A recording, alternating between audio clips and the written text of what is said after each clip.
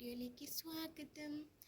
അപ്പോൾ ഇന്ന് രാവിലെ മുതൽ ഇവിടെ നല്ല മഴയാട്ടോ, നിൽക്കാതെ പെയ്യാണ്. ഇങ്ങനെ പെയ്താൽ എന്തായാലും വെള്ളമൊക്കെ കയറും കേട്ടോ.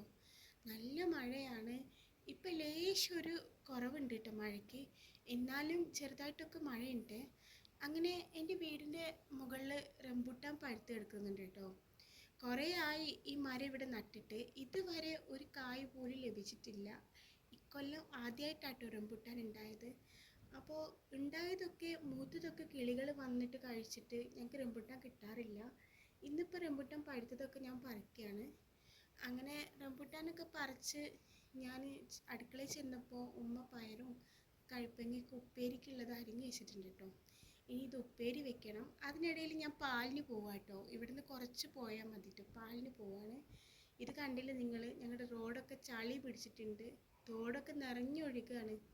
ഇനിയും 2 ദിവസം ഇതുപോലെ മഴ പെയ്താൽ തോടൊക്കെ നിറഞ്ഞ് ആകെ വെള്ളം കയറും കേട്ടോ.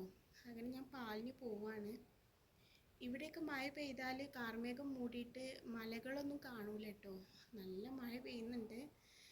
എന്നാലും ഈ മഴയ്ക്ക് ലേശൊരു കുറവില്ല. നിങ്ങളുടെ അവിടെയൊക്കെ ഇങ്ങനെയാണോ? നല്ല മഴയുണ്ടോ അതോ മഴ തീരെ ഇല്ലാതെ ഇരിക്കുന്നുണ്ടോ?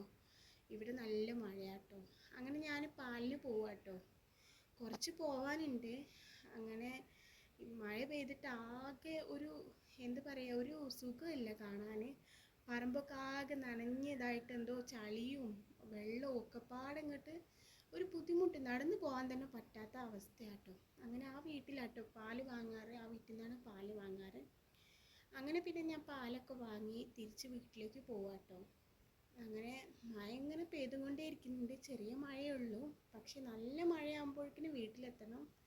അങ്ങനെ വീട്ടിലേക്ക് വന്നപ്പോൾ ഇതാ ഞങ്ങളുടെ വീട്ടിൽ ഒരു പേരയ്ക്ക ഉണ്ടായിട്ടുണ്ട്. ഈ പേരയ്ക്ക വലിയ പേരയ്ക്ക ആവട്ടോ, ഉള്ളിൽ റോസ് കളറാണ്, നല്ല രസമാട്ടോ, മധുരമുണ്ട്. അങ്ങനെ 2 എണ്ണം അത്യാവശ്യം വലുപ്പത്തിൽ എത്തിയിട്ടുണ്ട്. ഇനിയും ഇത് വലുതാവും കേട്ടോ. അങ്ങനെ വീട്ടിൽ വന്നപ്പോൾ എൻ്റെ ഭർത്താവ് വന്നിരുന്നു, എൻ്റെ ഹസ്ബൻഡ് വന്നിരുന്നു. ആൾ കുറച്ച് മീൻ കൊണ്ടുവന്നിട്ടുണ്ടായിരുന്നു കേട്ടോ. ആളുടെ ഏട്ടൻ്റെ കുറ്റിയടിക്ക് വന്നതായിരുന്നു, വീടുണ്ടാക്കുന്നുണ്ട്, അതിൻ്റെ കുറ്റിയടിക്ക് വന്നതാണ്. അപ്പോൾ ലഡു, ഹലുവ അങ്ങനത്തെ ഒക്കെ കൊണ്ടുവരുന്നില്ല കേട്ടോ, കുറ്റിയടിയല്ലേ. അങ്ങനെ മീനൊക്കെ പൊരിക്കുകയാണ്. മീൻ വേഗം നന്നാക്കി പൊരിക്കുകയാണ്. ആൾക്ക് ചോറ് കൊടുത്തയക്കാമെന്ന് കരുതി. അപ്പോൾ ഇത്രേ ഉള്ളൂ.